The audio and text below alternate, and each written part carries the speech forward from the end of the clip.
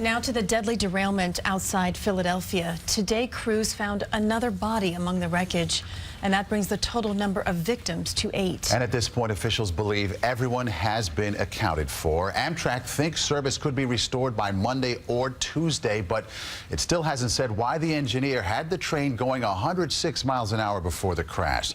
National Transportation Safety Board is expected to give updates in a news conference scheduled to begin at some point during this broadcast, we believe. In the meantime, though, we have team coverage from Philadelphia to New York about the engineer, the victims, and a special story of survival. Let's begin with CBS 2's Jessica Schneider live near the crash site. Jessica? Well, Maurice, that 8th victim was found in the wreckage of the first train car early this morning. It's a heartbreaking death toll now, but it does bring the search to a close as all 243 passengers who were on that train are now accounted for. The search, though, for answers in this case continues. 8 o'clock this morning, we received a call to bring back our dog, our cadaver dog. So we worked in conjunction with a dog from PA Task Force and the police department to go out and do another search of that first car. The dog hit on a couple of spots, and we were able to find one other passenger in the wreckage.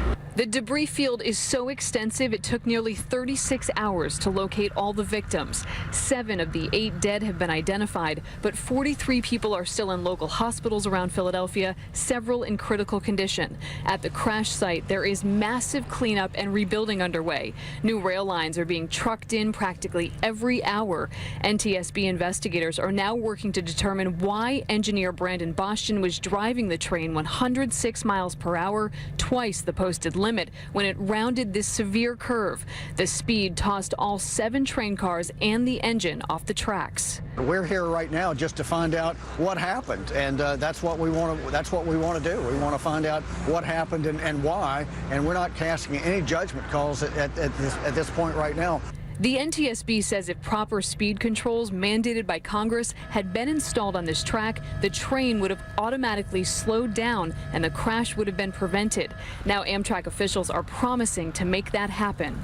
Today I'm committing to meeting the requirement of positive train control. That will happen on the Northeast Corridor by the end of this year. As the name of each new victim is released, families around the country are grieving. He believed in mentoring. He believed that he could, in fact, singularly be a change agent in someone's life. One of the victims was 42-year-old Derek Griffith, the Dean of Student Affairs and Enrollment Management at Medgar Evers College in Crown Heights, Brooklyn. 20-year-old Justin Zemser was a midshipman at the Naval Academy, headed home for the summer to Rockaway Beach. He proved himself as a young man of character and consequence, helping to lead the brigade. And he was also a leader of the Jewish faith family here at the United States Naval Academy. We learned the names of 3 other victims. Bob Gildersleeve of Maryland, whose son had put out an emotional appeal to find his father, Laura Finnemore, who was born and raised in Douglaston, Queens, and Giuseppe Perras of Italy, an oil and wine salesman. And you can see all of the massive cleanup just behind me. All of this in an effort to get that train service back up and running. Amtrak CEO says service between Philadelphia and New York should be back up by Monday or Tuesday. And in the meantime, we're awaiting that press conference from the NTSB to give us the latest details on this ongoing investigation. That could happen at any minute now. We are live in Northeast Philadelphia. Jessica Schneider, CBS 2 News. All right, Jessica, thank you.